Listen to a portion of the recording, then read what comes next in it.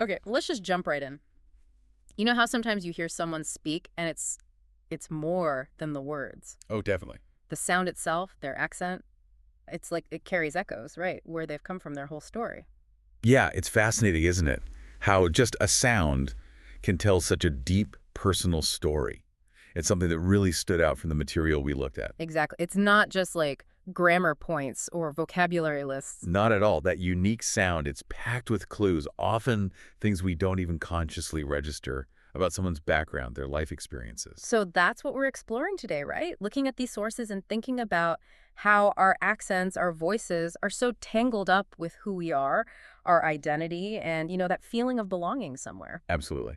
What do these different perspectives tell us about the power accents hold, and also the challenges people run into because of them?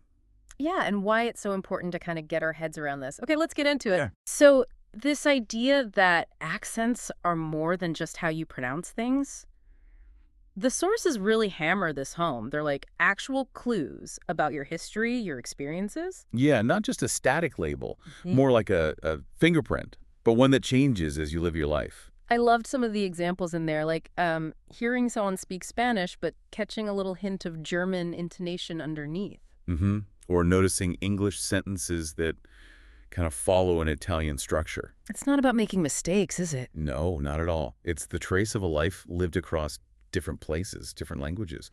It's actually quite beautiful when you think about it that way. And learning a new language, Yeah. gosh, it changes you, doesn't it? It's not just learning words. Oh, it's a total transformation. How you see the world, how you connect with people. And you can literally hear that transformation in someone's accent. Yeah, it's like audible proof of growth, of putting yourself out there, adapting. And the sources really stress. That's not something to be ashamed of or try to hide. Definitely not. It shows you've been on a journey. Exactly. You've stretched yourself. One source used this lovely metaphor, accents as bridges, Oh, yeah, I like that too. connecting you back to where you started, your homeland, but also connecting you to like your efforts now trying to build a life somewhere new. It's that duality, isn't it? A sound that says, this is where I'm from, and at the same time, this is where I'm trying to belong now. And it's not fixed. That bridge, that sound, it evolves with you. It's dynamic. It changes. Which ties into something really interesting, a personal reflection from one of the sources.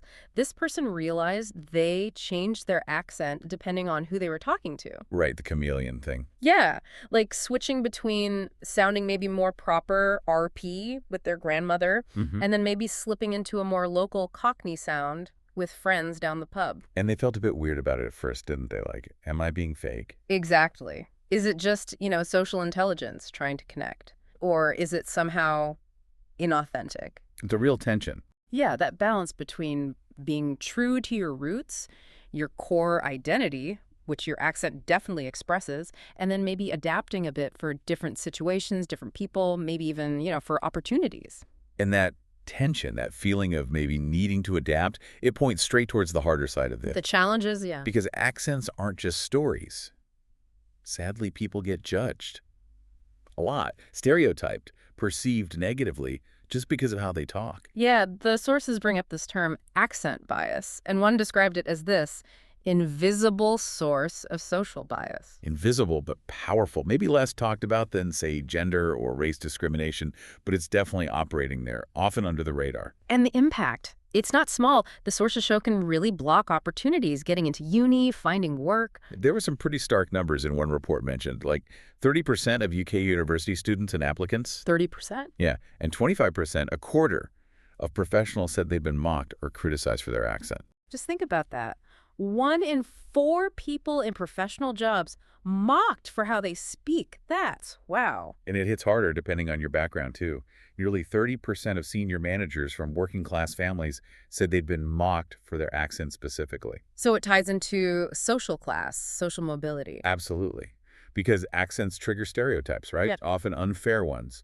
You hear someone, and maybe unconsciously, you make assumptions about their class, their nationality, their background. And then those assumptions snowball into ideas about how smart they are or how competent or even how well they speak the language, regardless of reality. Yeah, so in the UK context, they mentioned RP might get this unfair prestige tag, while maybe A northern accent gets unfairly seen as less ambitious or something like that. Which is just bias, pure and simple. It's not actually in the accent itself. Exactly. But that bias, that weight, it has a huge impact on individuals, how they feel, how they get through the day. Especially for, say, international students. The sources highlighted how feeling judged for your accent is a massive stressor. Major anxiety. And it's not always obvious, right? Not always someone saying your accent's bad. No, often it's subtle, like people just Mm. not paying attention when you talk. Uh, Or you feel like you're being left out of conversations. Verbal avoidance, they called it. or even just looks. Oh, yeah. The nonverbal stuff. Weird looks, eye rolling, that little sigh like, ugh. Those tiny things send a huge message. A message of disapproval, basically, making you feel like you don't belong. And the research connects that feeling, the perceived stigma, to higher levels of feeling discriminated against generally, feeling like people dislike you, Yeah. even feeling afraid. It makes people, especially the international students in those studies, feel unwelcome, unsafe even. Like the place they're trying to build a life in is actually hostile. And here's a crucial bit. The perceived stigma directly hits something called self-efficacy. Which is basically your belief in yourself, right? Your confidence that you can actually do things. Exactly. So if you're constantly getting signals, subtle or not, that the way you speak isn't right, it chips away at your confidence. And that makes it so much harder to integrate, to feel comfortable, to succeed. It's not just like social awkwardness. It can genuinely harm your confidence, your mental health. Yeah. And one source even pointed to the potential for really extreme outcomes, linking severe discrimination and mocking around language skills to profound trauma. Mentioned a specific, very sad case in the U.S. Gosh, it just shows how deep this can cut, this supposedly invisible bias. And it's not just personal feelings or one-on-one interactions. This bias gets baked into systems. We mentioned jobs already, how it affects prospects. Yeah, creating real barriers, but it even shows up in the legal system. Ah, right, linguistic profiling. Exactly.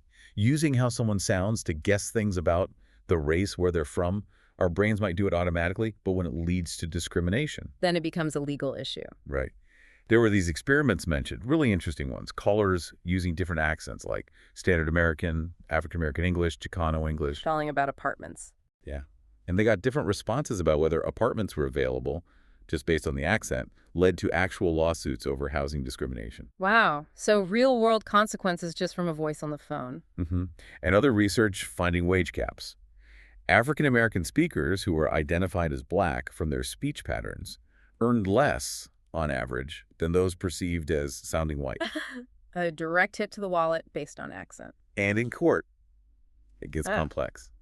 Sources said judges might allow someone to testify about identifying someone's origin by accent, but only if the witness has, like, a lot of experience. Like maybe they grew up speaking Spanish or lived in the South for ages, or they're a linguist or a cop who deals with certain communities a lot. Something like that. But there are limits. Courts might accept testimony about someone sounding Black, for example. But not someone trying to say that accent means they're likely a criminal or claiming someone was acting Black based on voice alone. Right.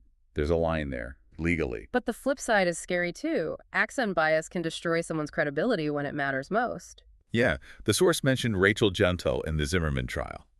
Her testimony was reportedly dismissed by some jurors, partly because of negative stereotypes they attached to her accent. That just shows the massive stakes, doesn't it, when these biases play out in public, especially in court. Absolutely huge stakes. You know, trying to get your footing in a new language, a new culture, it's complicated, isn't it? Way beyond just learning the grammar rules. Oh, definitely. There's that great bit from the comedian Ibismo in one of the sources. Oh, yeah, him trying to figure out the word ass. Agrees. Exactly. How one little word can mean so many different things in English. Right. It can mean you're behind, obviously. Or lazy, like a lazy ass.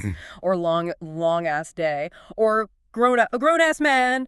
Or just telling someone to move your ass. And then the total opposite. Sarcasm, like, oh, you think you're fast? Fast, my ass. It's funny, but it nails it, doesn't it? That constant learning curve. The potential is to trip up even on words you think you know. It's part of the journey. Totally. Yeah. But it's not all struggle and bias. Yeah. The sources also showed moments of, connection and support. Yeah, like mentioning how sometimes native speakers, British speakers in that example, will naturally try to help someone out if they seem to be struggling.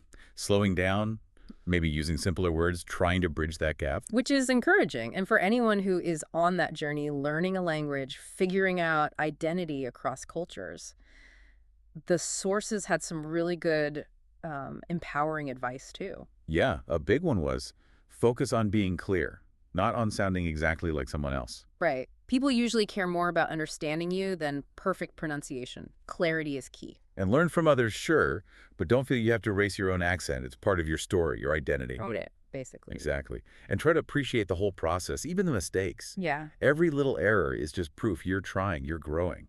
I really like this one. Share your story. Don't hide your accent. Maybe use it as a way to start a conversation. Yeah. Tell people where you're from, what your journey's been like. It connects back to that idea of the accent being your story. And ultimately, it comes down to loving your identity, all of it. And that includes the unique way you sound. So, if we bring it all together, what are we left with? It seems like your accent is this incredibly rich, evolving part of you. It reflects your history, your journey, your resilience. Definitely. But accent bias is also undeniably real, Yeah. and it causes real harm. It's not about good or bad accents that doesn't really exist. It's all about how society unfairly judges accents based on stereotypes. Your accent is part of your unique fingerprint on the world. It deserves to be heard, understood, celebrated, really. Absolutely. And tackling the bias part, the sources are clear, that takes awareness from everyone. Yeah, we all need to kind of check ourselves, challenge those automatic stereotypes we might have, and stop letting those little digs, those microaggressions slide. And bigger places, workplaces, universities, institutions, they have a big role to play in making spaces truly inclusive. It's about creating a world where how you speak doesn't limit you, where everyone feels like they belong and are valued for who they are. Well said. Which kind of leaves us with a final thought for you, listening right now. Think about it. What assumptions do you sometimes make, maybe without even realizing it, based just on how someone sounds? And maybe, how can we all practice listening a bit differently? Not just hearing the sounds or the accent, but really listening for the whole person, the full story their voice is carrying.